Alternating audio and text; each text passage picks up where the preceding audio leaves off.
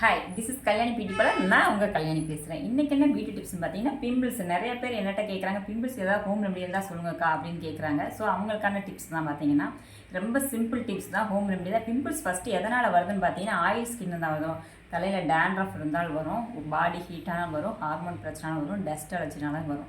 So ஒவ்வொருத்தவங்களுக்கும் ஒவ்வொரு விதமாக வந்து பிம்பிள்ஸ் வரும். ஸோ சின்ன சின்ன பிம்பிள்ஸ் இருக்குது, எனக்கு க்யூர் ஆக மாட்டேங்குது, அப்பப்போ வந்துட்டு போகுது அப்படின்னு நினைக்கிறவங்க இந்த டிப்ஸை வந்து ஃபாலோ பண்ணுங்கள்.